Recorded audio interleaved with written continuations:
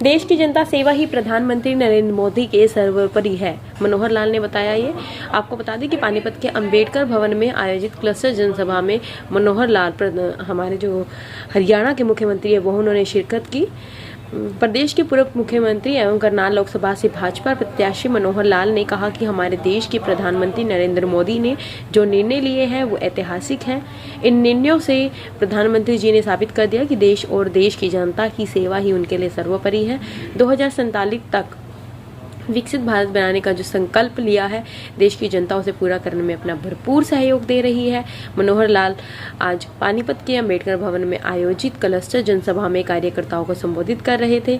कार्यक्रम में पहुंचने पर मुख्यमंत्री मनोहर लाल का जोरदार स्वागत किया गया। इस अवसर पर मनोहर लाल ने कार्यकर्ताओं में जोश भरते हुए कहा कि कार्यकर्ताओं के बिना पार्टी अधूरी है। भारतीय जनता पार्टी एक कार्यकर्ता पार्टी की रीढ़ है। भाजपा की एकमात्र ऐसा संगठन है जहां कार्यकर्ताओं को पूरा मान सम्मान मिलता है। मनोहर लाल ने कहा कि प्रधानमंत्री नरेंद्र मोदी के पिछले 10 साल का कार्यकाल विपक्ष के 60 सालों पर भारी पड़ रहा है। आज विपक्ष के पास कोई मुद्दा नहीं है। मोदी की बढ़ती लोकप्रियता से विपक्ष बौखलाया हुआ है। विपक्षी नेता लोकसभा चुनाव लड़ने से बच रहे हैं। प्रधानमंत्री नरेंद्र मोदी के काम की विदेशों से तारीफ हो रही है। उन्होंने कहा कि विकास के मामले में देश ने जो तरक्की की है वह किसी से छिपी नहीं है। पहले विकास केवल कागजों में होता था, लेकिन भाजपा सरकार जब से आई है, भाजपा ने धरातल पर विकास किया है। इस अवसर पर राज्य मंत्री महिपाल ढांडा, निवर्तमान सांसद संजय भाटिया, विधायक हरविंदर कल्याण, पानीपत भाजपा जिलाध्यक्ष दुष्यंत भट्ट, मेयर अवनीत कौर, पूर्व विधायक रोहिता रेवड़ी, एडवोकेट विजयपाल सहित अन्य मौजूद रहे। वही को चुनाव है। मेरे से पूर्व वक्ताओं ने जो मुझे बताया गया कि बहुत सी बातें आपको बताई हैं। पिछले 9.5 साल में आपकी सेवा पूरे तन मन के साथ की है।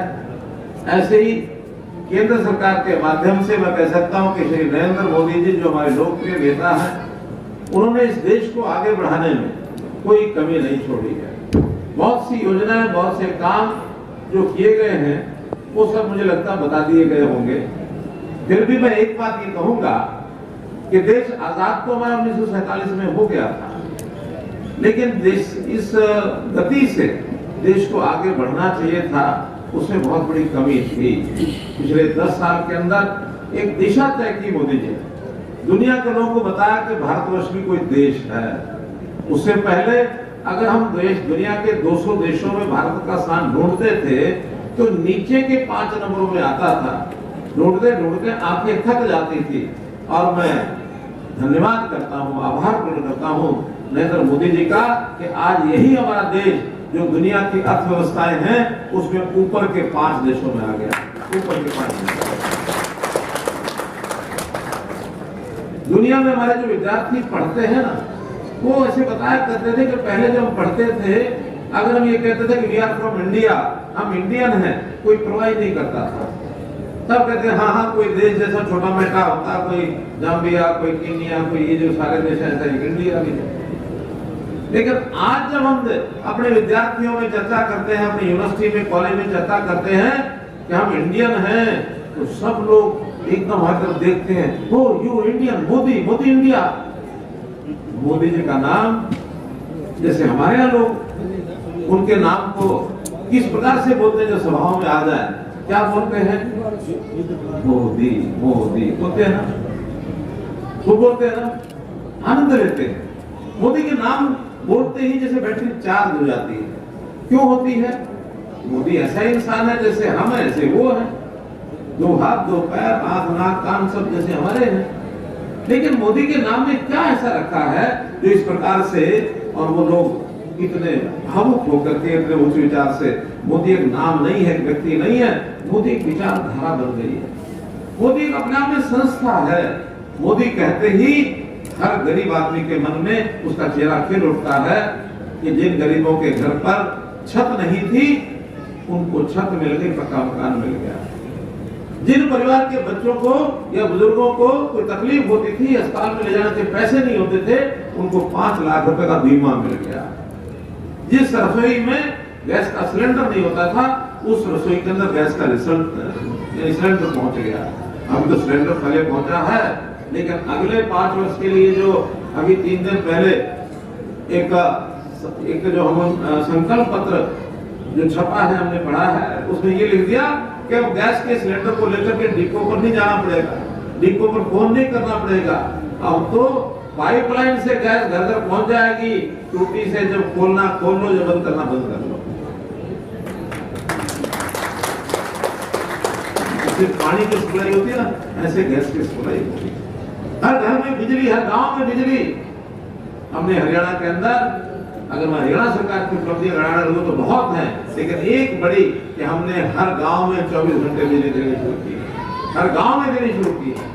ये कोई ऐसा प्रदेश नहीं है कि इतनी बड़ी संख्या में और बिजली पहुंच रही है। ये अलग बात है कि लोग बहकाने के लिए आएंगे आपके पास। बाकी पार्टियां, हालांकि दम नहीं है कोई, कांग्रेस के यहाँ तो उनके कैंडिडेट ही नहीं तय हो पा रहे। रोजाना जुगम बाजार हो जाती है, जो सीटें तय होती हैं वो भी कहते हैं आज वो फलाने का नाक चढ़ गया, आज फलाने के माथे की सलवटें चढ़ गई, इस सीट पर ये नहीं ये लड़ेगा, ये नहीं ये लड़ेगा। रोजाना उनके कार्यकर्ता रात को अपने कैंडिडेट को एमपी बना के सोचते हैं, सवेरे का सपना टूट जाता है, खत्म हो जाता है।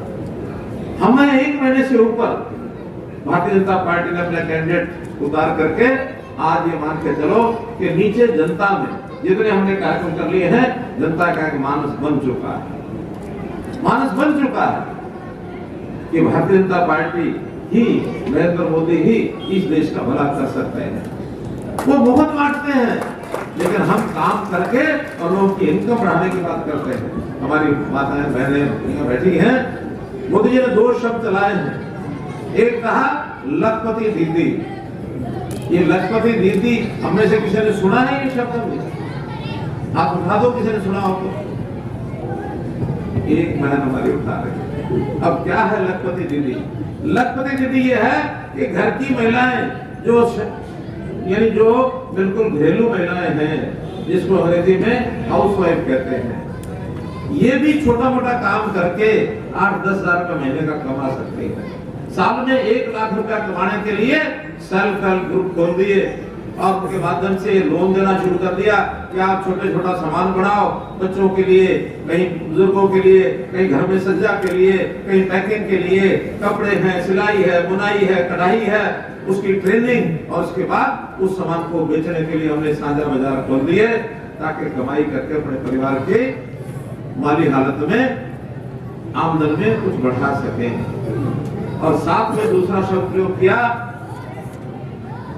क्या? ड्रोन दीदी। ड्रोन दीदी। अब ड्रोन दीदी का क्या है? उनको भरोसा है कि हमारी बहनें ड्रोन की चलाने की सिखलाई ले सकती हैं। हम शादियों में, ब्याह में, फंक्शन में, सब जगह जुलूस में ड्रोन देखते हैं, ऊपर से फोटोग्राफी कर रहे होते हैं। इसलिए ड्रोन को देखा ही ना हमने सब बदलते हुए, देखा ना सबने? जिन्होंने देखा जरा हाथ खड़े करो। सबने ड्रोन चलते हुए देखा। छोटे छोटे बालक लेके बैठे हैं उस ड्रोन को, वो अपना जैसे गेम खेलते हैं ना मोबाइल पर, ऐसे वो छोटा सा डिब्बा लेके वो घुमाते रहते हैं। इधर घुमाया ड्रोन, इधर हो गया, इधर घुमाया, इधर हो गया, ऊपर दबा तो ऊपर चला गया, नीचे का दबा नीचे आ गया। बहुत आसान सिखलाई है। और जो सीख जाएंगी, एक एक ड्रोन सेल्फ हेल्प ग्रुप को देके और उस ड्रोन से फोटोग्राफी करना, उस ड्रोन से दवाई का छिड़काव कराना, उस ड्रोन से नैनो यूरिया का छिड़काव कराना। जो हमारे किसान भाई पीठ के ऊपर टैंकी रख के